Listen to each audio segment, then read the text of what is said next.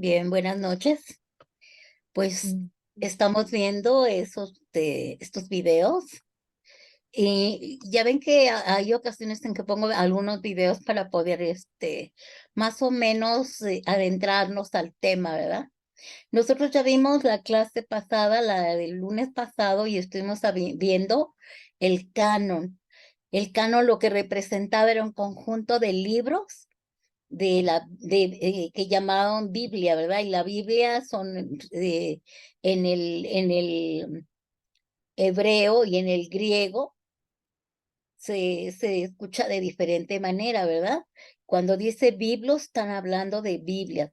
Entonces, estuvimos viendo cómo se formó todo esto y de qué manera nosotros podemos darnos cuenta que no es cualquier libro, que es un libro muy, pero muy importante y que nosotros debemos de tener conocimiento de lo que nosotros estamos leyendo y estudiando y cómo fue escrita, por cuántos personajes fueron escritos, ¿verdad?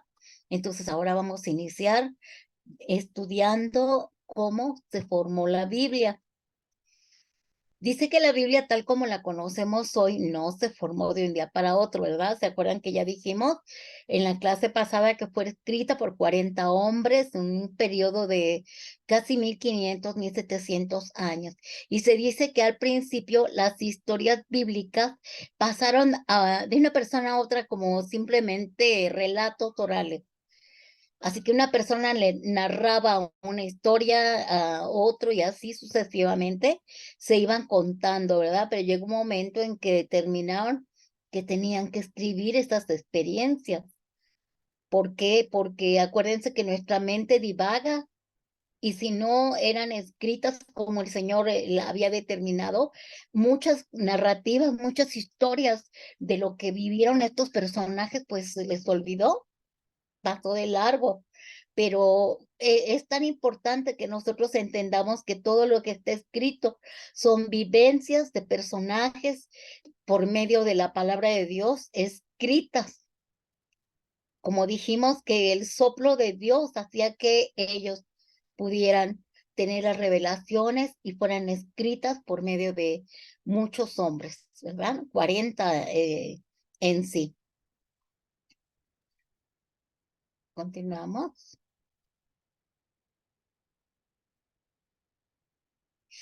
Pues luego la gente comenzó a preservar las historias en rollos o pergaminos, porque había personas que se llamaban escribas, que se dedicaban a esta labor y usaban todo lo que tenían a su disposición, pergaminos, papiros, cuero, arcillas, etc., ¿verdad? Y lo importante era que tenían que preservar, como dijimos la clase pasada, la palabra de Dios para que todas las futuras generaciones conocieran al Dios de Abraham, de Isaac y de Jacob desde los inicios, desde Génesis, ¿verdad? Que hasta Apocalipsis. Y todo eso está escrito ya por 1500 o 1600 años que se escribió toda la palabra de Dios. Ahorita, por ejemplo, hay papiros que se han estado encontrando en el Mar Muerto también, ¿verdad? Entonces todavía hay cosas que van a encontrar, pero de los papiros que se quedaron por ahí guardados en cuevas, pero por lo que tenemos ya de la Biblia escrita es ya toda la palabra de Dios. En segunda de Timoteo 4:13 podemos ver cómo él mismo hablaba sobre esto de los papiros. Le dice a Timoteo, le dice, cuando venga, trae la capa que dejé en Troas con Carpo y los libros, especialmente los pergaminos. O sea que no era precisamente libros, sino pergaminos, ¿verdad? Entonces, todos estos pergaminos ya fueron traducidos y pues, se convirtieron en libros. En cuanto a los idiomas, como ya dijimos en la clase anterior, también el Antiguo Testamento fue escrito principalmente en hebreo y también fue escrito, algunas partes fueron escritas en arameo, pero el Nuevo Testamento fue escrito en griego. Algunas cosas también fueron, algunas de los libros estaban también escritos en hebreo, pero la mayoría estaban escritos en griego. Y esos fueron escritos en el siglo I después de Cristo. Los 40 autores bíblicos fueron muy diversos, ¿verdad? ¿Te acuerdan? Hay profetas, hay reyes, hay poetas y varios de los discípulos y apóstoles del Señor Jesús, que por cierto algunos eran doctores como Lucas, pescadores como Juan, como Pedro. O sea que había de toda la élite, ¿verdad? Había gente con muchas letras, mucho conocimiento, como Pablo, ¿verdad? Que era un erudito de la palabra, pero también había gente que nada que ver. Sin embargo, como entendemos que todo fue escrito por medio del soplo divino de Dios, no se necesitaba tener tanto conocimiento, ¿verdad? En cuanto a letras, a leyes, a todo. Sin embargo, el Señor usó a esas personas, tanto a los que tenían mucho conocimiento o alguna profesión, como a los que nada más eran simplemente trabajadores. Hasta incluso había como Eliseo, ¿verdad? Eliseo era un agricultor y vean cómo terminó siendo un profeta, ¿verdad? Y la Biblia comenzó a escribirse en la antigüedad en una fecha que la verdad no sabemos, es indeterminada, pero es estimada que fue alrededor del año 900 antes de Cristo. Entonces es difícil poder decir qué edad tiene la Biblia, ¿verdad? Se piensa que el libro más antiguo de la Biblia puede ser el libro de Génesis o el libro de Job, que fue escrito alrededor del año 1400 antes de Cristo. Por otro lado, el último libro de la Biblia, el Apocalipsis, fue escrito por el apóstol Juan cuando él estaba exiliado en la isla de Patmos. También está más o menos entre el año 90 y 95 después de Cristo, porque él era el discípulo amado, ¿se acuerdan? Entonces ya estaba viejito. Ahora, nosotros podemos ver la supervivencia de la Biblia. La Biblia es el libro más antiguo del mundo que aún sobrevive. Y a lo largo de los siglos, la Biblia se ha visto amenazada en numerosas ocasiones, tanto por la naturaleza, ya que los libros bíblicos originales fueron escritos en materiales que eran muy frágiles, como el papiro, y, y estos por el clima frío o la humedad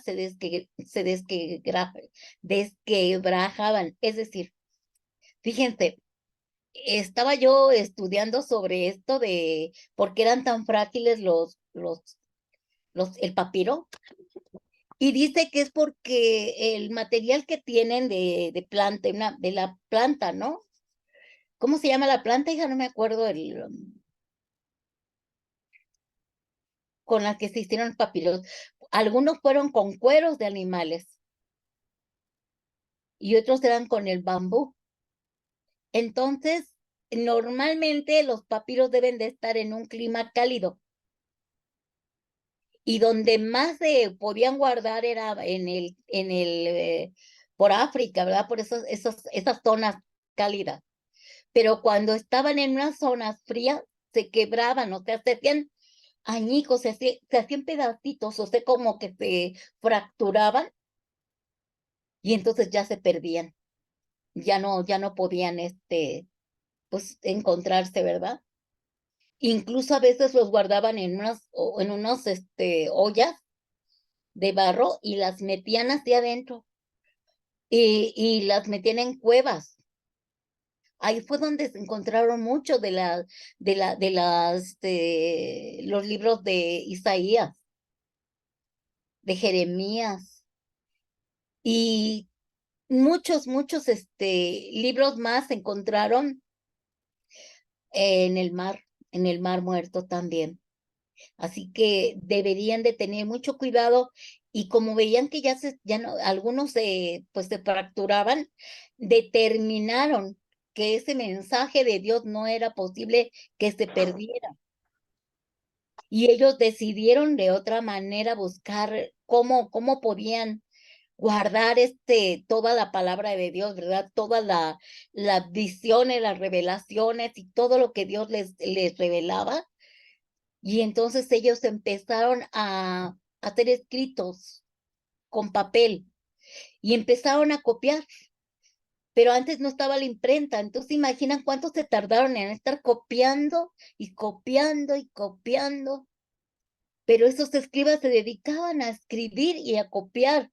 Había los que se dedicaban a escribir la palabra de Dios, la revelación, y los otros que copiaban, los copiadores, los copistas.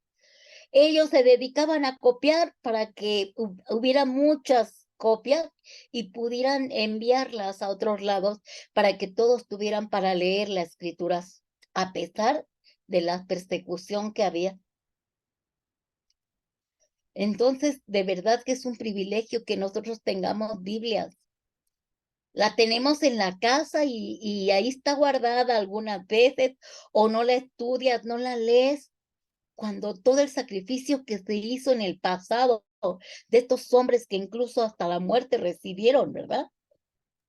Por causa de la persecución, porque dice que ya en la Edad Media los enemigos de la Biblia convirtieron el libro de la palabra de Dios en un libro prohibido. ¿Por qué? Porque el diablo sabía que la gente iba a ser libre al conocer la verdad. Y quemaron sus páginas de muchos libros en la hoguera. Y perseguían a la gente hasta la muerte, ¿verdad? Aquellos que se arriesgaban a traducirla porque pues estaba en diferentes idiomas, el hebreo, el griego, el arameo y el latín, ya cuando ya estaban en la Iglesia Católica, ¿verdad? Luego vamos a ver sobre esta historia de cómo inició lo de la Iglesia Católica, pero ahorita estamos viendo la palabra de Dios. Entonces en Mateo 5:10 dice Cristo en las bienaventuranzas, decía, bienaventurados los que padecen persecución por causa de la justicia, porque de ellos es el reino de los cielos. Imagínense cuántos hombres y mujeres fueron perseguidos por traducir la palabra de Dios. Cuántos hombres y mujeres fueron perseguidos por el simple hecho de tener esa oportunidad de poder tener en sus manos algunos escritos, algunas copias de la palabra de Dios. Y la persecución era muerte, hermanos, a muerte. Siempre el diablo siempre ha buscado la manera de desaparecer este maravilloso libro, esta colección de libros, porque cuando tú comienzas a leer la Biblia, tu personalidad y tu mente, tu voluntad, todo cambia, se renueva, se transforma, se regenera, cambia totalmente. Así que por eso sucede lo que sucede en este tiempo. Incluso, si ustedes saben, también hay persecución en China. Han quemado también Biblias, han quemado iglesias. Ha sido tremendo la persecución. Bueno, y al paso de los años, la Biblia seguía sobreviviendo a pesar de todo. Ya para el año 1456, un alemán llamado Johannes Gutenberg inventó la imprenta y se imprimió la primera edición y ha sido hasta el día de hoy el libro impreso de mayor tiraje en el mundo. Continuamos.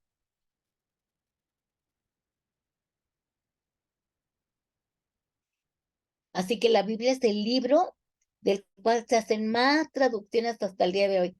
Y cada año se distribuyen como unos 60 millones de Biblias en todos los idiomas. Así que más del 90% de los seres humanos tienen acceso a una Biblia. Y ya sea de Nuevo Testamento o la Biblia completa, ¿verdad? Y en el idioma de cada país. Por eso nosotros debemos valorar tanto ese libro, porque si nosotros, aquí nada más les estoy explicando así por encimita, pero si ustedes se ponen a estudiar todo la historia de la Biblia, de verdad, la gente que comenzó a escribir la Biblia, y los que tradujeron la Biblia, los que escribieron la Biblia, los que determinaron creer a la palabra de Dios, pues muchos murieron por causa de tener el conocimiento de la palabra de Dios y de amar la Biblia, de desear estar en la Biblia constantemente estudiándola, pero desafortunadamente hasta el día de hoy los valores que tenemos nosotros los cristianos actuales, menospreciamos la palabra de Dios.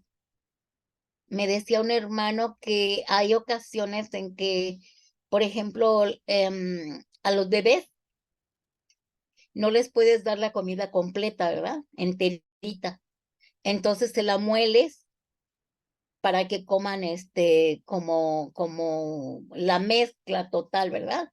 Como, ¿cómo se le llama a los niños? Cuando les das a los niños, ay,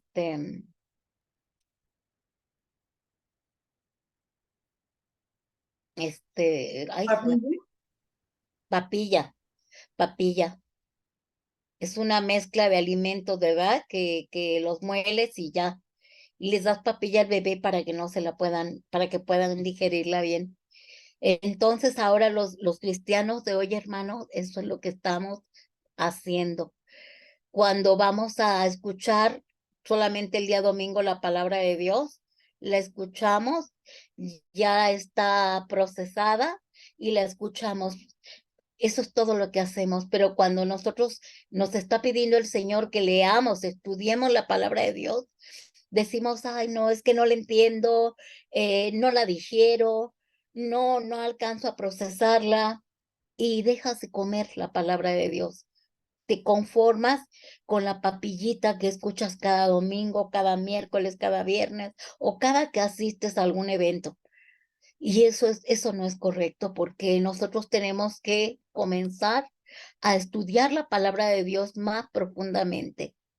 Nosotros ya tenemos aquí un año y hemos estado aprendiendo por encimita todo, porque como yo les digo, no puedo darles tanto, ¿verdad? Porque en una hora no se puede. Y tampoco se puede explicar cosas que tú tienes que estudiar a veces hasta por meses. Pero eso es una introducción a todo lo que les hablamos, para que ustedes se interesen y digan, a ver, voy a buscar, voy a investigar. Y yo creo que nosotros vamos a crecer conforme nosotros mismos vayamos a estudiar personalmente y alimentarnos de la palabra de Dios. El hecho de que muchas veces te salgan de algunas iglesias y digan, es que no me alimentaba bien, y es que no daban palabra, y es que esto, y es que el otro. Ahí yo creo que no podemos culpar tanto a los líderes, ¿verdad? Sino simplemente la culpa la tenemos nosotros, porque nosotros no alimentamos nuestro espíritu humano, no alimentamos nuestro hombre interior por no estudiar la palabra de Dios y nos justificamos. Así que es importante que nosotros tengamos esa responsabilidad de estudiar esa palabra y esa Biblia que ahora la tienes ya en tus manos y la puedes tener hasta 2, 3 de diferentes versiones, y que tienes la oportunidad, ¿verdad? Y la libertad, en especial aquí en algunas áreas de México, de poder leer la palabra con tranquilidad, con libertad, sin temor a que te van a perseguir si la lees, o que van a venir a matarte, ¿verdad? Entonces, tenemos que valorar lo que hicieron los pioneros, los que iniciaron todo esto, y de aquellos que tuvieron que sufrir hasta la muerte por andar imprimiendo las palabras de Dios, escribiendo la palabra de Dios. Continuamos, ¿sí? Y bueno, Pablo siempre hablaba, ¿verdad? Pablo decía en 2 Timoteo 3:16, 17, toda la escritura es inspirada por Dios y útil para enseñar, para reprender, para corregir y para instruir en la justicia, a fin de que el siervo de Dios esté enteramente capacitado para toda buena obra. De eso se trata, que nosotros al estudiar la palabra de Dios estemos capacitados para toda buena obra que hagamos. ¿Por qué? Porque nos inspira, nos corrige, nos instruye, como dijimos la clase pasada, ¿verdad? Nos va a instruir en la justicia. Entonces, debemos estudiar la palabra de Dios y capacitarnos para toda buena obra. ¿Qué ministerio tienes? ¿Qué te ha dado el Señor? ¿Cuáles son los dones que tienes? Esos tienen que ser ejercitados. No nada más, yo tengo dones, ay, ya tengo un ministerio. ¿Y qué con eso? ¿Estás capacitada por medio de la palabra de Dios? Porque la palabra de Dios te va a dar sabiduría. Entonces, por eso es tan importante. Yo no puedo andar enseñando a otros sin que yo no tenga el conocimiento de la palabra, porque ¿qué les voy a enseñar, verdad? Entonces, de eso se trata el que tengamos el conocimiento de la palabra de Dios. Continuamos. Ahora, la Biblia es una pequeña biblioteca. Ya dijimos por qué nada más está compuesta por 66 libros, ¿verdad? Ya dijimos que los libros apócrifos los quitaron porque no tenían ninguna relación de que fueron inspirados por el Espíritu Santo, ¿verdad? Entonces, ahora vemos que estos 66 libros, según la Biblia protestante, como nos llaman, se dividen en dos módulos, ¿verdad? Que son el Antiguo Testamento y el Nuevo Testamento. Y dice que los libros dentro de esas secciones no están en orden cronológico. Nosotros los vemos así como como están ordenados, ¿verdad? Pero no son exactamente el orden cronológico que debe llevar. Pero sí se encuentran agrupados según el estilo literario. Porque se acuerdan que unos son históricos, otros son proféticos, otros son poéticos, otros son históricos, ¿verdad? Y están los evangelios en el Nuevo Testamento, están las cartas Paulinas, el libro de Hechos, los libros generales, el Apocalipsis. Si ustedes ven aquí en la ilustración, podemos ver el Antiguo Testamento, que es la ley, que es el Pentateuco, que se compone de 5 libros, ¿verdad? Y todo esto que estamos viendo aquí, lo vamos a ver en la lección 3 de la próxima semana. Les voy a explicar así los libros del Antiguo Testamento, los libros del Nuevo Testamento, para que veamos cómo están divididos, tanto el Antiguo como el Nuevo Testamento. Pero bueno, es una ilustración de que tal vez no estén cronológicamente en orden, pero sí están acomodados de acuerdo a lo que, de acuerdo al tema que tienen esos libros. Y por eso es tan importante que nosotros sepamos cómo están ordenados. ¿Sí? Continuamos. Ahora, ¿cuál es el tema central de la palabra de Dios, de la Biblia? En todo hemos visto que es el amor de Dios. Desde Génesis, Apocalipsis, podemos ver el amor del Padre por cada ser humano, en especial por su pueblo de Israel y por aquellos que ya estaban predestinados desde antes de la fundación del mundo. y su deseo es de tener una relación personal de amistad con todos nosotros. Por eso el inicio del relato de la creación del mundo y de la humanidad se escribió para que quedara plasmado ahí y narrado cómo Dios creó de la nada todo lo que hay y cómo creó al hombre, como dijimos ya en la clase pasada, ¿verdad? Que es su máxima creación, que es su corona de la creación, y cómo lo colocó en el jardín del Edén junto con su mujer, porque deseaba tener relación con ellos, deseaba tener amistad con los seres humanos, porque siempre el plan de Dios era que nosotros estuviéramos con Él por siempre.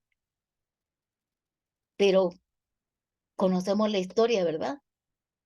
La rebelión, la desobediencia, el pecado. Hubo separación porque la paga del pecado es muerte, ¿verdad? Entonces, vemos cómo el Señor siempre va a determinar que Él desea tener esta comunión, esta relación con sus hijos, con su pueblo, con sus escogidos. Así que desafortunadamente la desobediencia a Dios provocó que entrara el pecado al mundo, pero sabemos también que Dios en su infinita bondad y misericordia puso en marcha el plan de redención que ya tenía también, ¿verdad? Porque no fue de la noche a la mañana, no lo dijo, ay, bueno, ya fallaron, ahora vamos a comenzar de nuevo. No, ella tenía el plan de redención porque sabía que el hombre se iba a equivocar para rescatar al hombre de su pecado, porque él sigue deseando que nosotros estemos cerca de Él, que no nos apartemos de Él, porque Él nos ama. Entonces, el tema central de la Biblia es el amor de Dios. Siempre, aún en medio de que el tema pudiera ser el pecado, siempre al final de cuentas nos damos cuenta que el verdadero tema es el amor incomparable e infinito de nuestro Dios. En Romanos 5:12 dice, por tanto, como el pecado entró en el mundo por un hombre y por el pecado la muerte, así la muerte pasó a todos los hombres por cuanto todos pecaron. O sea, ese fue el problema del ser humano. Pero ya vimos, ¿verdad? Que la dádiva de Dios es vida eterna y que el Señor envió a su único hijo para que Él muriera, resucitara y nos perdonara y nos justificara, nos reconciliara y nos adoptara. Todo lo que ya vimos en Cristología, ¿verdad? Toda la clase de Cristología hablan de cómo el Señor envió a su Hijo y la obra redentora de Cristo Jesús. ¿Continuamos?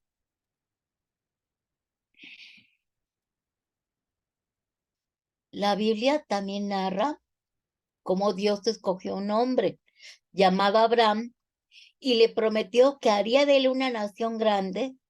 La descendencia de Abraham iba a ser de grande bendición para toda la humanidad, porque nosotros somos hijos de Abraham, ¿verdad?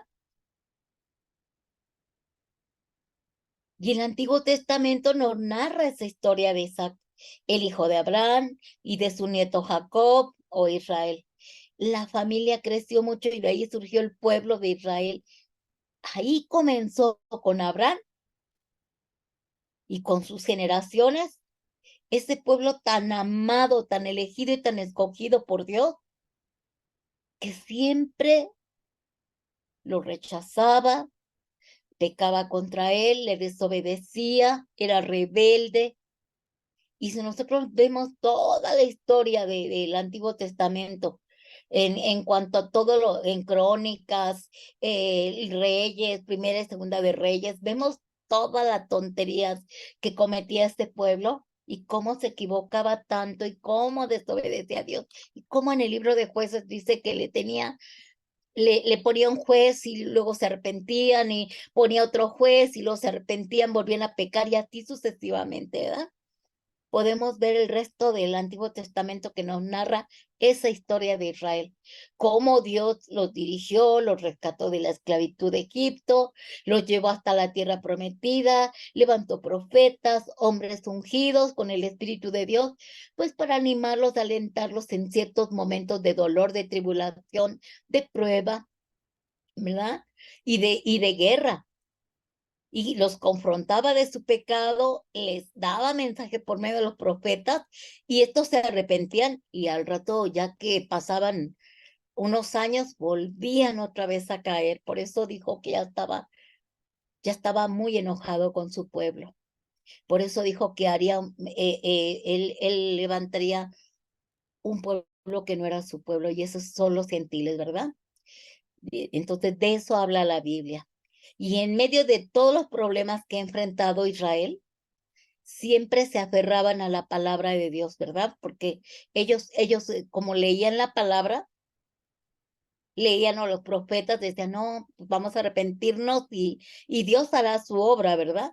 Y Dios siempre levantó profetas, Dios siempre trataba de sacar a su pueblo. ¿Para qué? Para que ellos pudieran salir adelante, y por eso levantaba líderes que los liberaban de los opresores y salían adelante.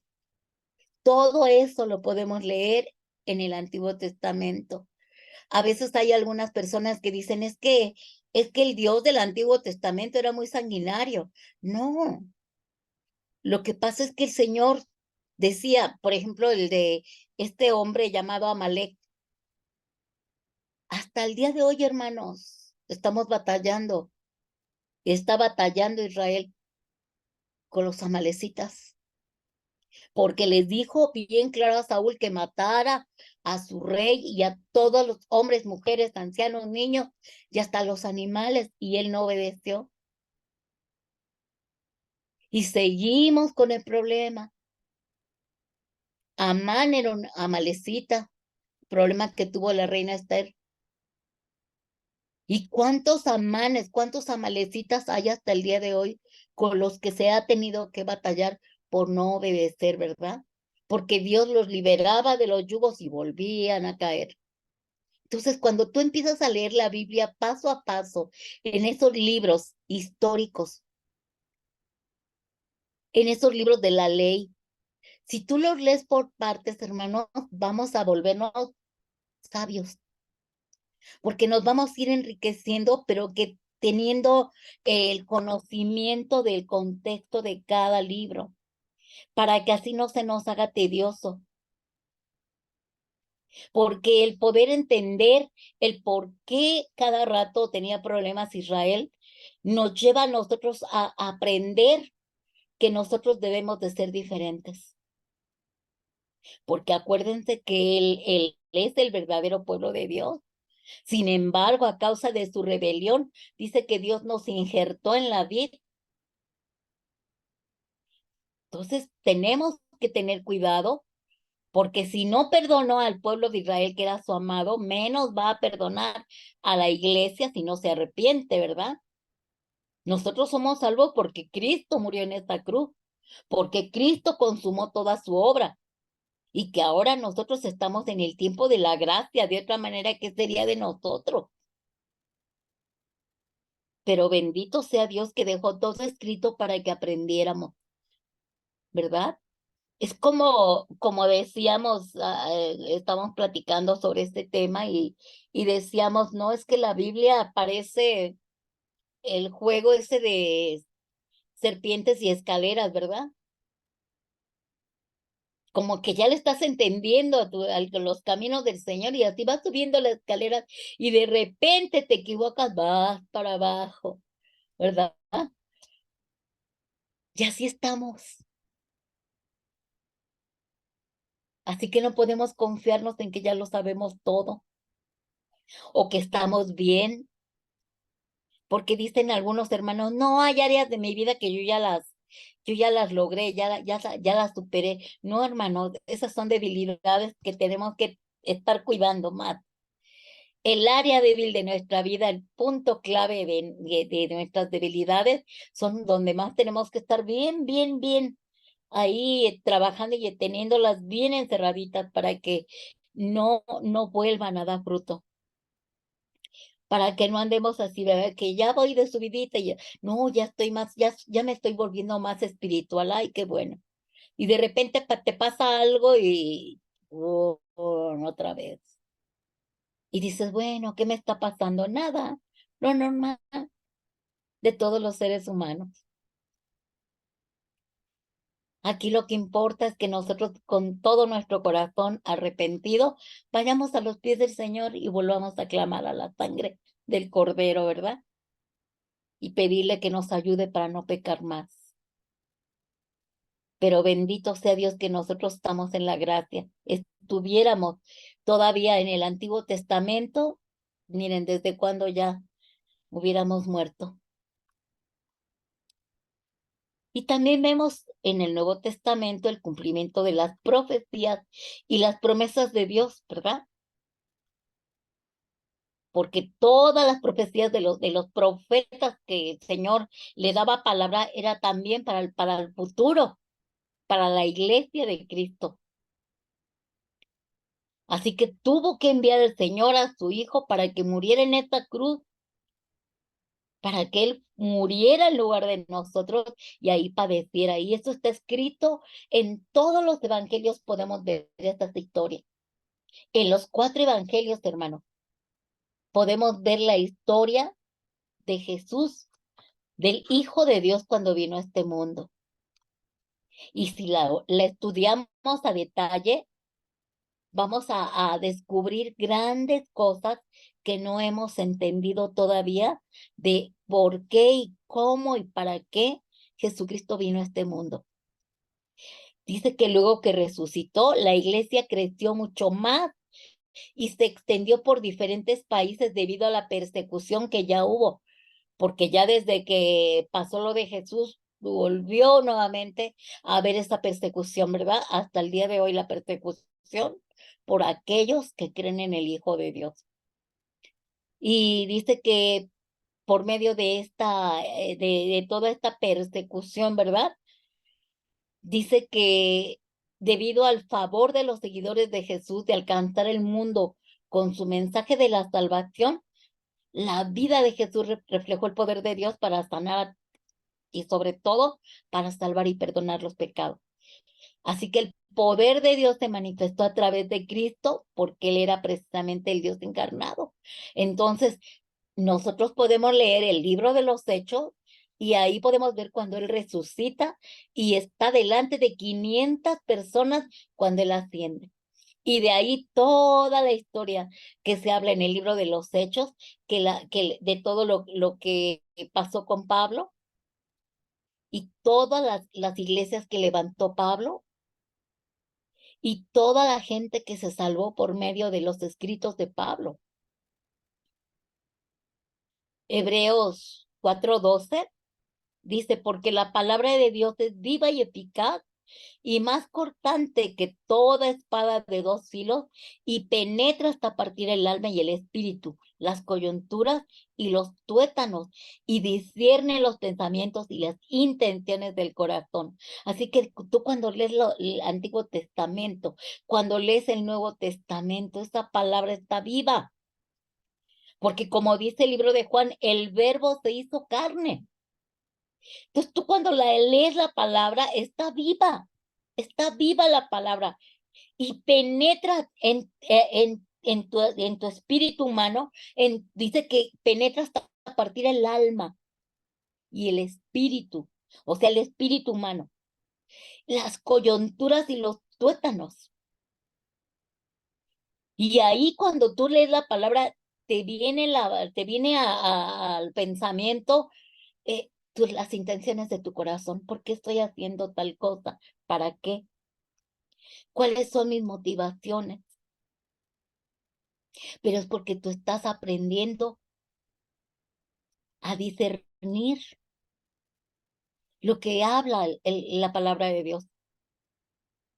Ahí es donde hasta tu corazón es exhibido por el Señor. Y entonces tú puedes ver lo que hay dentro de tu corazón y entender por qué hago esto, para qué lo hago, cuáles son mis motivaciones. ¿Son buenas? ¿Son malas? Y no necesitas precisamente al psicólogo para que tú te des cuenta de que estás mal en algunas áreas, ¿no? La misma palabra te exhorta, la misma palabra cuando la lees te redarguye. Mira, cuando David dice, pone un freno en mi boca para no pecar contra ti, yo siempre le digo al Señor, de verdad que sí, que luego de mi boca puede salir alguna palabra ofensiva, algún comentario ofensivo.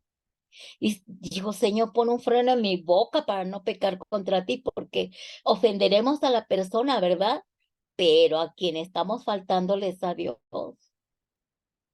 Entonces, hay palabras escritas que tocan nuestro corazón y que nos hacen discernir exactamente y analizarnos a nosotros mismos. Y eso es lo que hace la palabra de Dios. Hace un cambio radical en nosotros. Transforma, libera, regenera. Pero si no la leemos, si no la estudiamos, miren, cuando leemos los evangelios podemos estudiar y palpar como si fuera una película todo lo que vivió Jesús, lo que vivieron los que iban con Jesús, sus sufrimientos, que tú dices, Dios mío, todo lo que hizo él en la cruz por mí y yo no valoro. Y cuando te vas a las cartas Paulinas, por ejemplo, simplemente con ver el libro de Romanos que estábamos viendo, el libro de Romanos, ¿cómo me dijiste, hija, que era? ¿Qué te dijo el maestro que era? ¿Cuál? El libro de Romanos. Ajá. Sí, que era la joya de Pablo. Era uno de los, era un tratado teológico, el libro de Romanos. Y muchas de las cartas que escribió Pablo son tratados teológicos, van más allá de una carta. Son tan profundos a causa del conocimiento que llegó a tener Pablo. Pablo, recuerden que era un fariseo, había sido criado a los pies de Gamaliel, como él mismo lo dice, uno de los más importantes rabís o maestros de la palabra, como aprendimos, ¿verdad? Del Tanakh, el Antiguo Testamento. Y después, cuando él tiene este encuentro con el Señor, él aprende de la palabra, pero va más allá, ¿verdad? Porque él incluso en las mismas cartas, él dice que él fue al cielo, que no le fue permitido escribir acerca de las experiencias que tuvo, como a Juan, ¿verdad? Que sí, el Señor le permitió escribir muchas cosas en sus cartas, pero vemos que Pablo y al igual que también Juan, el libro de Juan son tratados teológicos. Podemos aprender en ellos doctrina de la palabra. Y como veíamos la semana pasada y comentábamos, Lutero que era un monje, fueron abiertos sus ojos gracias al estudio en particular de la Carta de Romanos. Así que les invitamos a leer en particular la Carta de Romanos y pedirle al Señor que les revele su palabra. Amén. Así es. Y en esta carta de los romanos, de verdad que ahí yo he descubierto toda la manera de lo que el Padre hizo por medio del Hijo en cuanto a la liberación, la salvación y la vida eterna. Y de cómo por gracia recibimos todo. No son nuestros méritos los que nos están salvando, sino los méritos de Jesús.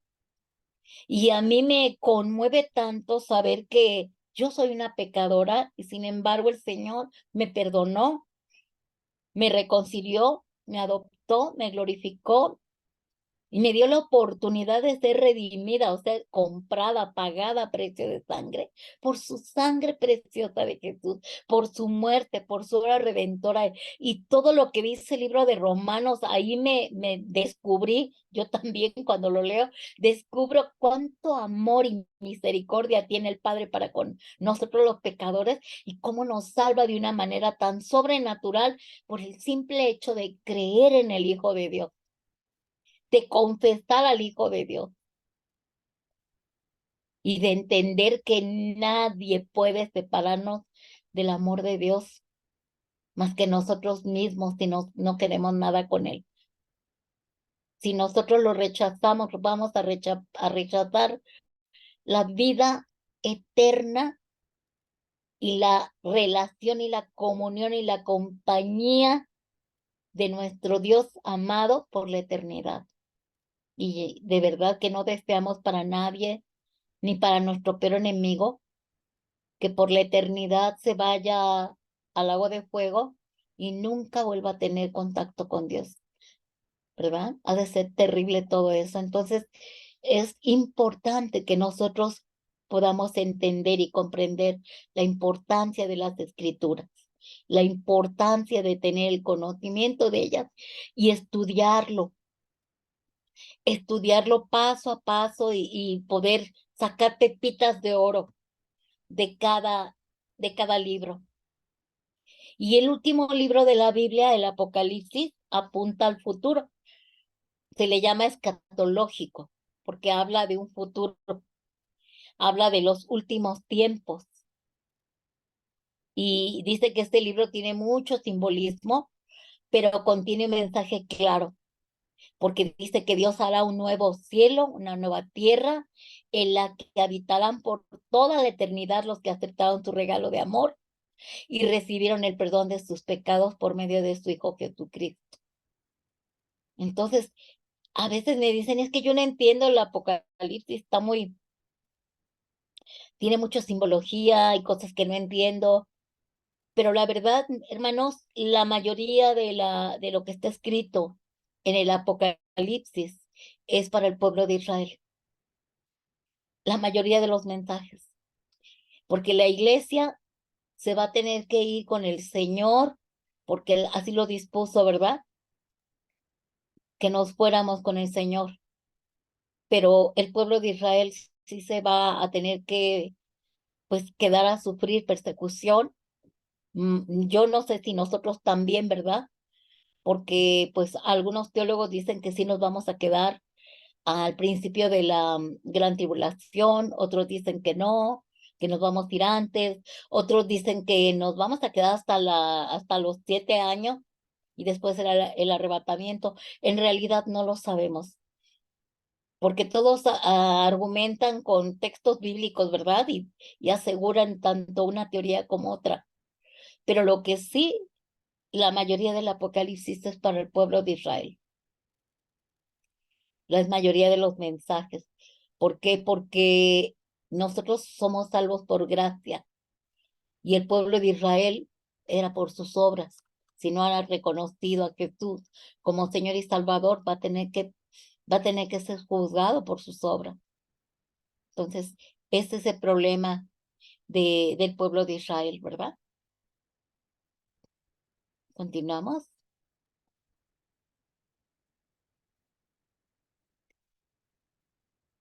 Hebreos 4:12 dice, porque, bueno, esa ya la vimos, ¿verdad? Esa ya la vimos, Hebreos 4:12. Y esta es la razón por la que muchos cristianos, además de considerar la Biblia como la palabra de Dios y como las sagradas escrituras, la ven como una carta de amor de Dios para la humanidad.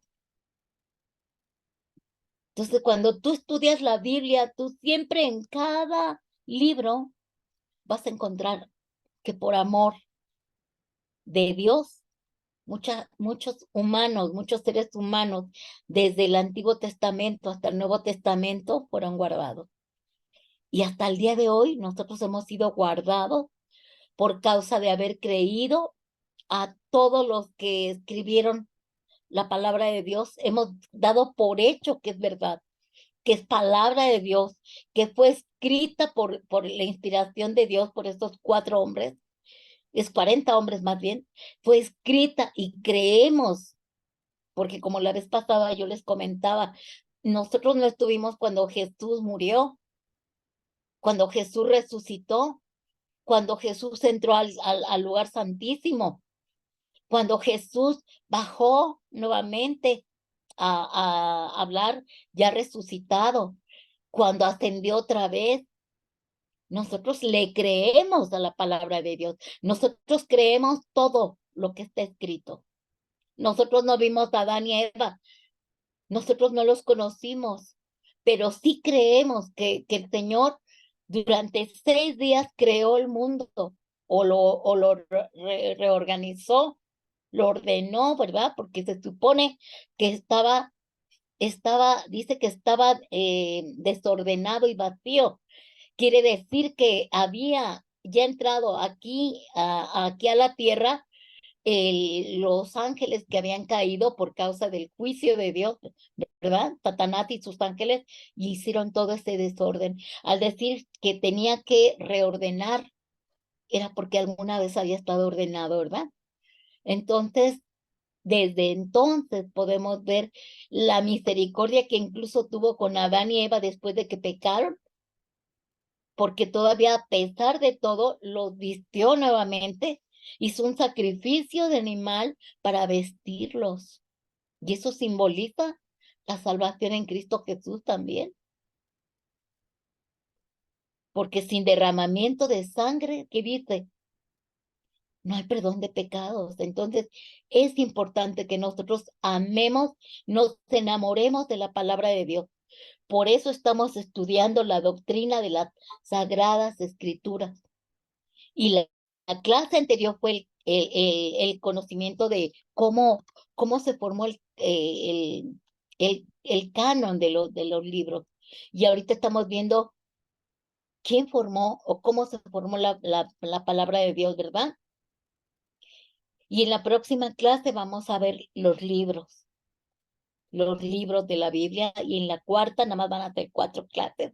Vamos a ver todo lo que el Señor ha hecho por medio de la palabra de Dios. Así que con esto terminamos la clase.